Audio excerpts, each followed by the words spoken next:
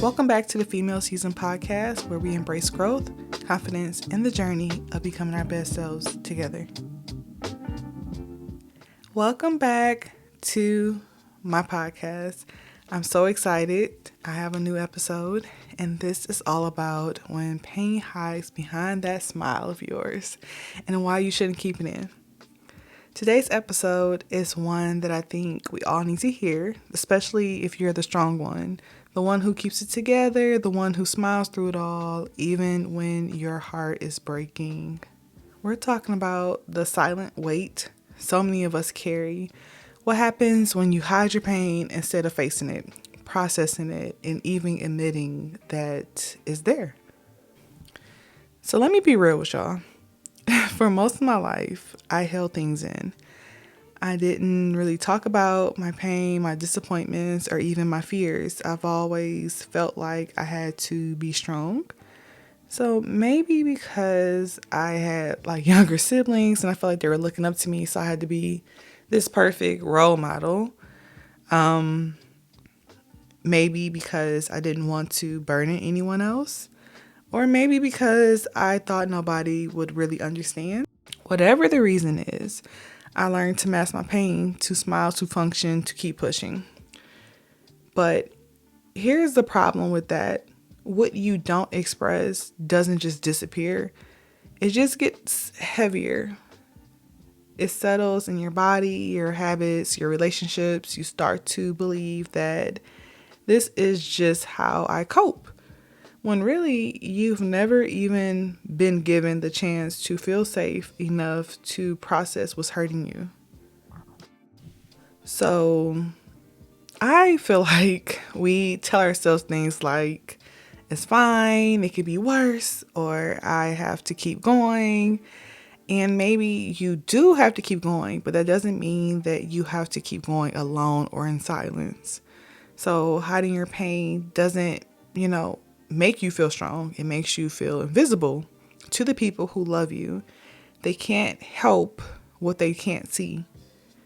And over time, pretending you're okay when you're not becomes a reflex. You stop checking in with yourself and you get used to this feeling, which is making you feel numb.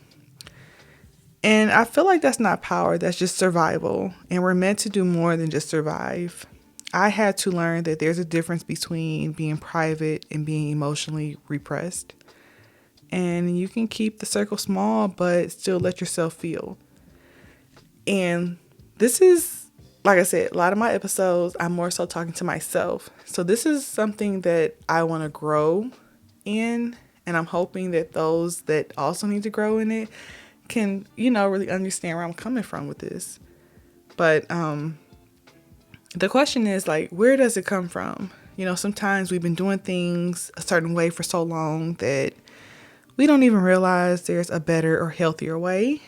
We bottle things up because it's what we saw growing up, or we don't have to seem dramatic. Well, we don't want to seem dramatic, or we fear we're going to be judged or misunderstood.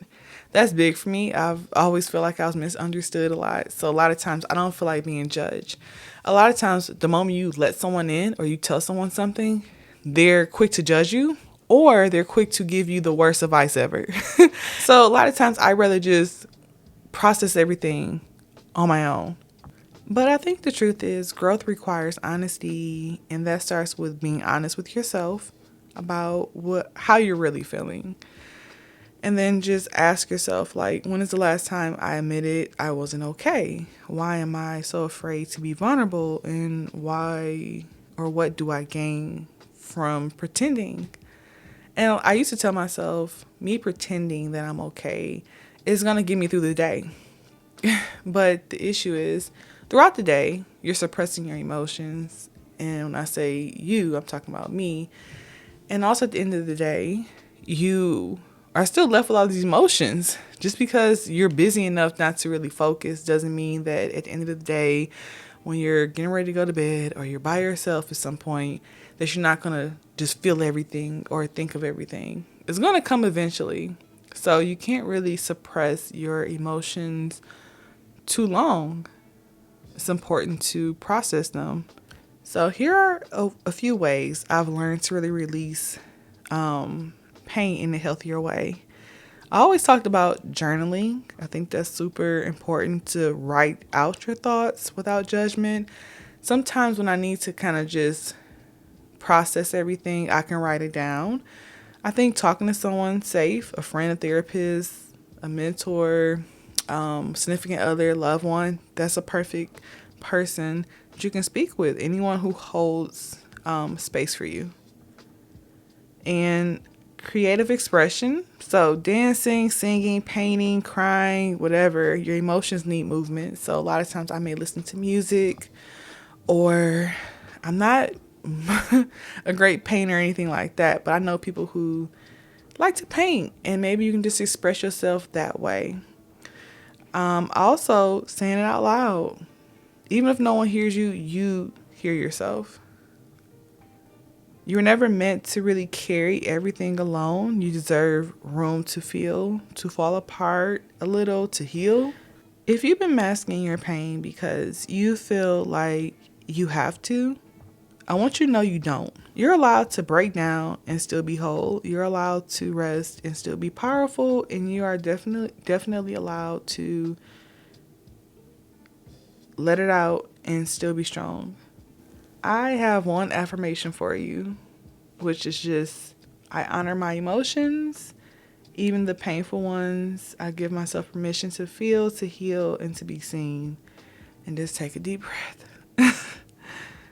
If this episode spoke to your heart, make sure you share it with a woman you know who's been smiling through their storm. And if you haven't already, join the Female Season private Facebook group. It's a space where your voice, your truth, and your healing are always welcome. And thank you for being here, for choosing yourself, and for doing the real work. I'll catch you in my next episode. Bye.